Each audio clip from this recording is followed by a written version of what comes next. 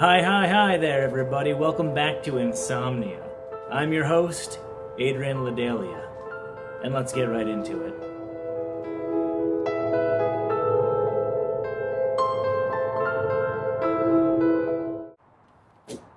I was just doing some light reading here. An old book of ethology.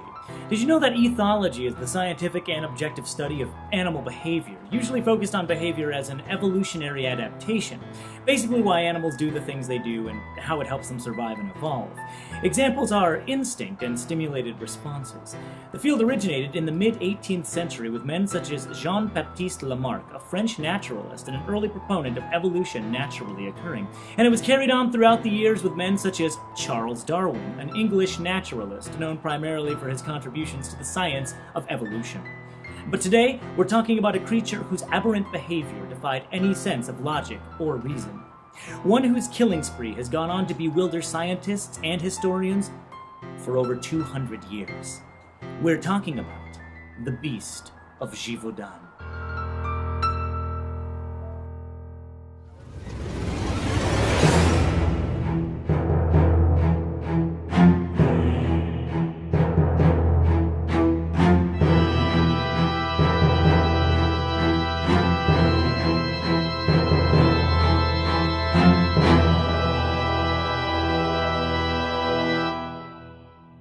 Before we look at the incidents at hand, we need to first understand a bit of the history of the area where it had all taken place.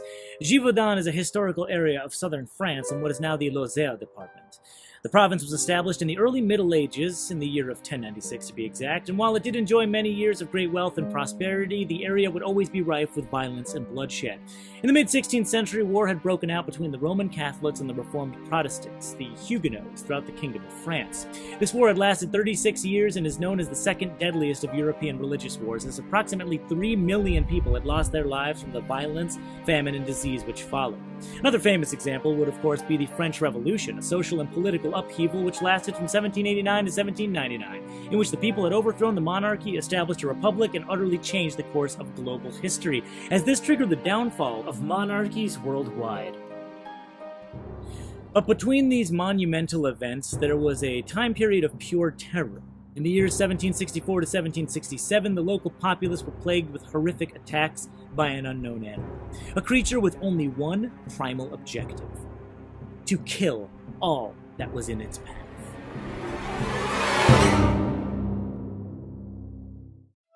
In the summer of 1764, a young woman was tending to her cattle in the fields when she noticed they began to behave erratically, as if they had become frightened.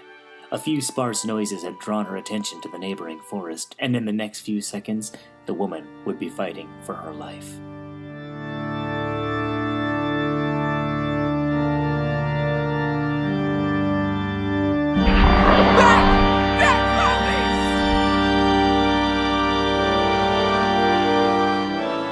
In a life-saving turn of events, the bull from the herd notices the commotion and immediately charges the beast, driving it off into the forest from whence it came. The woman had miraculously survived the encounter and immediately went to notify the nearby town. Unfortunately, she would be too late. By the time she had relayed her story and warnings, the beast had already struck again. The beast was described as roughly the size of a horse with reddish fur. A deathly stench filled the air surrounding it.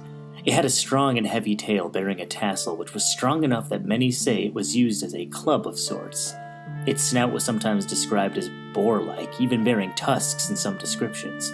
Short ears, powerful jaws, revealing sharp, jagged teeth, and claws that were so formidable that they appeared hoof-like to some witnesses. The attacks were occurring within a 50 to 55 mile radius, and the estimated number of victims were between 60 and 210. Men, women, and children, none were spared the beast's ire, and none could satiate its lust for blood. Most of the victims had died of their throats being torn out, and some were only being partially eaten. Whatever the beast was, it seemingly wasn't killing for food. It was killing for the sake of killing. By December of 1764, the attacks were causing mass hysteria, with people afraid to leave their homes. Many believed there had to be more than one creature out there, as some of the attacks were appearing to occur simultaneously with others. Many had even claimed to have seen multiple beasts, some going so far as to say it was a pair of males traveling with a female. In fact, Descriptions of the beast were so varied in their detail that most historians suspect there had to be at least 2 different animals being described. Not long after, a man by the name of Jacques Portefeuille and a group of his friends were traveling along a country road when they were attacked by the beast one cold January night. The men fought bravely, and by banding together they were able to drive the beast back off into the wintry thicket once more. This story had spread across the country and eventually reached the ear of King Louis XV, the reigning monarch of France at the time. The king was so moved by the tale that he awarded Portefeuille and his men a large monetary sum for their bravery. This was not the first time the word of the beast had reached the monarchy, however, as pleas for help were being received more and more frequently from Gévaudan, and it was only a matter of time before the king's hands were tied. Public outrage had prompted him to take immediate action. It was on February 17, 1765, 3 weeks after the attack on Portefeuille and his friends, that the king had arranged for 2 professional wolf hunters to find and kill the beast of Gévaudan. The men moved swiftly and were able to slay many Eurasian wolves in the region. However, the attacks continued. Not wasting any time, the king had appointed his own personal lieutenant of the hunt, François Antoine, to see to it. On September 20th, 1765, Antoine had shot a large gray wolf, weighing a massive 135 pounds and measuring 6 feet and 7 inches in length. The men had declared this wolf larger than any they had ever encountered in the past and declared to the king that the beast had been slain. The men returned home and were lauded as heroes. This would later become known as Le Loup des Champs. The area had entered a time of relative peace, and most were more than ready to return to their way of life. However, on December 2nd, 1765, 2 men were viciously mauled on their travels. The killings began again, and they were more vicious than ever. At this point, hunts were being organized by everyone from local villagers, mercenaries, and even local noblemen in their effort to put an end to the beast's onslaught. It was then on June 19, 1767, that a local hunter named Jean Chastel had joined the hunt. Let us take a look now at that historic account. Le 19 juin 1767, les gens du village vont à la chasse pour la journée.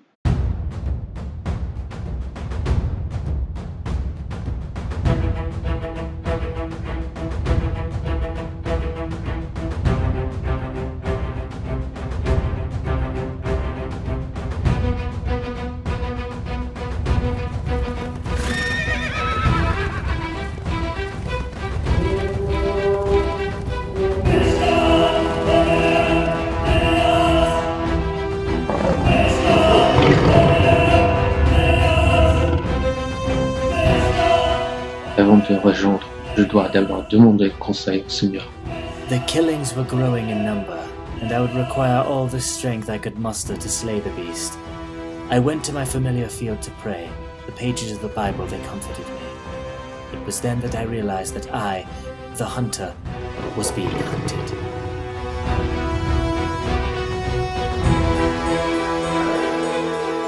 The beast had showed itself, and I raised my rifle. And in a moment, it had all ended. My aim was true. Whether or not this story is true is up for debate, but one thing remains certain. This marked the end of the beast of Gévaudan. They said upon opening the creature's belly, amongst the entrails, human remains were found.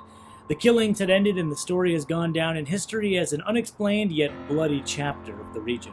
This raises a number of questions, namely, what was the beast? Could it have been simply just a wolf of some kind? First, let's look at what we know about wolves in general. The gray wolf, also known as the timber wolf, is the largest wild member of the canid family, canids being dogs, jackals, foxes, and dingoes. They usually stand about 2.5 feet tall and measure about 5 to 6 feet in length, much smaller than the purported dimensions of the beast. They can be found throughout most habitats and feed off other terrestrial fauna, although attacks on humans are quite rare. Wolves have actually developed an instinctual fear of mankind, and as such, they tend to live quite remotely from people and even tend to actively avoid them. There are exceptions, of course, such as a wolf being provoked, suffering from rabies, or defending a kill or territory. It is interesting to note, though, that France has the most historic records of wolf attacks in the world, with some 7,600 fatal attacks having been documented from 1200 to 1920. While the prospect of a wolf attack may seem like an obvious conclusion, many have posited that the facts simply don't add up. This is where speculations begin taking fantastic directions. Now let's take a look at some of the alternative explanations which have been presented throughout the years. Many suggest it could have been a large hound of sorts, possibly a red mastiff. This would explain the odd reddish color. In fact, some even say that Chastel himself could have raised the beast and trained it to kill, just so he would be able to slay it himself and be titled a hero. A type of big cat, maybe? Some type of lion or tiger hybrid? In fact, many say this would explain the beast's extreme prowess and agility, such as being able to jump great distances and drag prey away. Could it have been a hyena or hybrid of such? It has always been common for people to keep exotic animals, which could have gotten loose. Many villagers at the time had even gone so far as to tell stories of it being a werewolf. And perhaps one of the most unsettling suggestions is that it was simply a murderer dressed in a wolf's pelt stalking the countryside. Others say the descriptions match a large group of extinct hooved carnivores known as Misanakids, which died out some 30 million years ago. And in that same vein, a large extinct carnivore known as the Andrewsarchus matches the description eerily well. But is it possible for a prehistoric predator to still be lingering in the remote regions of the world? Well, the answer may surprise you. This brings us to the field of cryptozoology, which is the study and search for animals whose existence is disputed or unsubstantiated. And in particular, we're focusing on an area known as living fossils or living dinosaurs. This refers to any type of creature which may have survived the Cretaceous-Paleogene extinction event some 66 million years ago. Famous examples are beasts like the Loch Ness Monster, a supposed plesiosaur-like creature which inhabits the deep fresh water of Loch Ness in the Scottish Highlands, all the way to Mokele Membe, a legendary sauropod-like creature which is said to dwell in the Congo River basin. While these may seem like fantastic examples to many people, there are some very real and easy recognizable examples of this concept, most notably the coelacanth, a rare fish which was thought to have died out millions of years ago. So who knows what could still be out there, just beyond our knowledge. While there are some who believe the beast must have been of supernatural origins, there are those who simply say truth is often stranger than fiction. When animals turn to predation, one only needs to look at history to remind them that although rare, man-eaters are more common than one would expect. A man-eater is a colloquial term for an animal that preys upon humans, and we are not talking about scavenging human remains. Rather, human flesh has now become a staple of their diet. There have been all sorts of animals who have broken from their normal habits and began preying upon man. Everything from tigers, leopards, crocodilians, and even bears. Some famous examples are the Tsavo lions, where 2 male lions claimed the lives of up to 135 victims in 1898 during the construction of the Kenya-Uganda Railway. They were eventually hunted down and exterminated. Another is a 25-foot-long Nile crocodile known as Gustave, who lurks the murky depths of the Ruzizi River in eastern Africa. Gustave is said to have claimed the lives of up to 300 people, and Gustave is still alive today. There are always explanations that science tries to put forth to explain this abnormal behavior. Perhaps there was a food shortage, sometimes rabies is to blame, and oftentimes the creature suffers an injury which renders it no longer able to hunt its normal prey. But whatever the case may be, it does not explain the random acts of violence and killings committed by the beast of Gévaudan. For every now and again, some beasts act out against man, perhaps for good reason.